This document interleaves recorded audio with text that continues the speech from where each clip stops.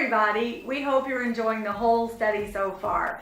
This week we got into some tender topics about denying ourselves and living our lives unto the Lord, and talked about surrender and lordship in our lives. And we've kind of talked about the struggle of our flesh and spirit back and forth of who's in charge.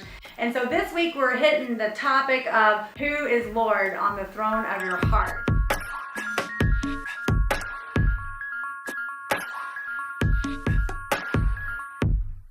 Oftentimes when we start getting into these kind of conversations about denying myself so that the Lord can live through me and putting Him first, we immediately revert back to legalism, if you will. We revert back to the tree of good and evil that we referenced a while back. We reference back to the rules and regulations of what I have to do to be approved by God.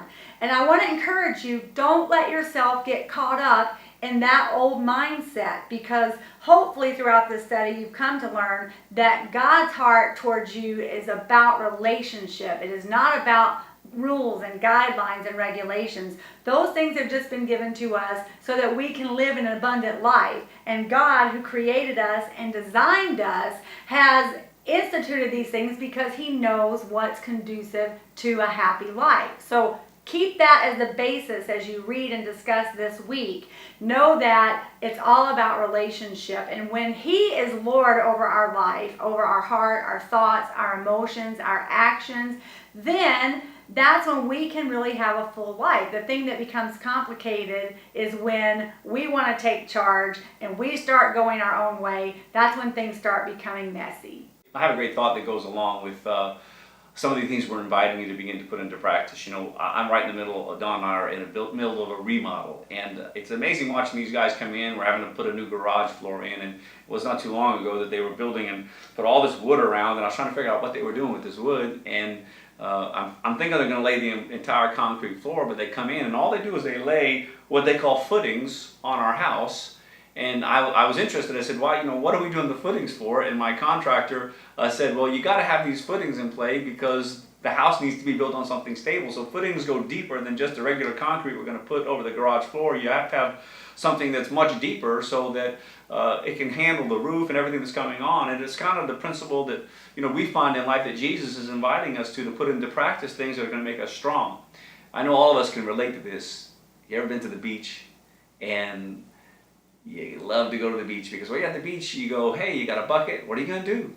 You're going to build sand castles, and maybe you've seen some sand castles that are pretty awesome. You know, maybe you started as a kid, built a simple sand castle, and you put little edges on the top of it. You got a little older, maybe you had a couple things that came as sand castles and built it really special, and maybe you were a pro sand castle builder and you made an exquisite sand castle.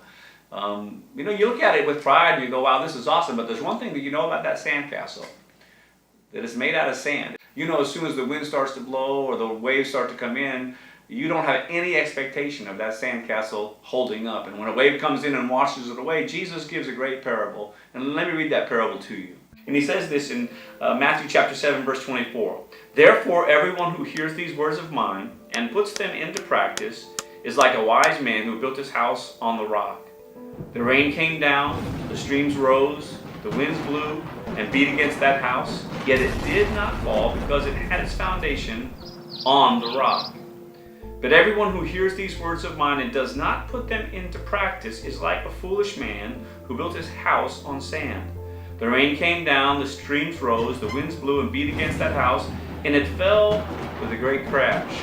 See, Jesus basically is culminating his conversation with, listen, I've given you tools that if you begin to apply them, and the idea of surrender, the idea of leaning on God and beginning to put our trust into His Word, these are the practices that we're going to begin to do. And the importance of them is if we begin to do them, our life is going to be centered on the rock. The old way, doing it our own way, was, yeah, I understand it, but I got a better plan, puts us on the sand, and when pressure comes, when difficulties come, we find out that way doesn't work. So we want to encourage you this week as you are talking and having the discussion to remember it's not the law, it is the grace of God that's being extended to you, but we need to begin to really put them into practice in our life for the wonderful things that God has in store for us to become whole so that we can fulfill. As you remember, the end part of this week was so we can fulfill the purpose that God has for you, because you matter, you're special, you're important, and when you begin to put into practice the wisdom and will of God, you begin to live out your purpose in accordance with His great plan, which is an abundant life. What's interesting about the story that Billy just shared is that the storm came to both the wise man and the foolish man. So being one or the other does not mean that you get more or less storms. But what it does mean is that the foundation that you build on is very important. And my question for you is, are you one who hears the word and listens and says, oh wow, that was really good, and then go away and do nothing with it? Or are you the person that hears the word, tries to gain something from it, and then start applying it in your life? That is the person who had the solid foundation to withstand any storm that came their way.